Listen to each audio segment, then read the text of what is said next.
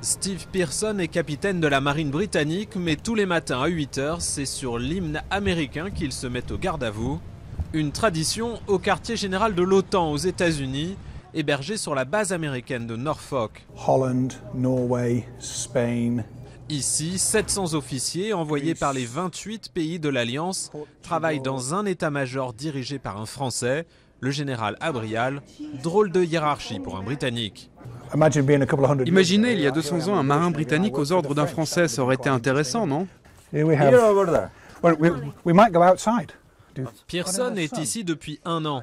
Il a un rôle spécial, aider les 4 Albanais et 3 Croates à s'intégrer, 2 petites nations pour qui l'appartenance à l'OTAN est prestigieuse, malgré des bureaux minuscules.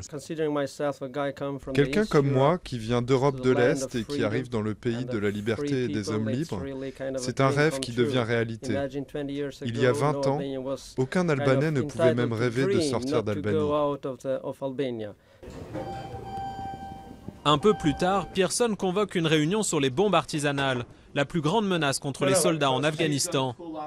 Un Norvégien, 2 Américains, objectif, mieux coopérer entre pays membres et trouver de nouvelles idées.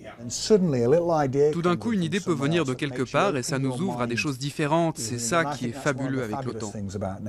Les budgets militaires sont serrés, à l'OTAN de dégager des économies d'échelle. Comme disait Churchill pendant la Deuxième Guerre mondiale, quand les budgets ont commencé à se resserrer, désormais on doit penser avant de faire quelque chose. C'est ce que l'OTAN appelle la défense intelligente, un joli terme pour dire qu'à l'heure de l'austérité, même la bureaucratie militaire doit être créative.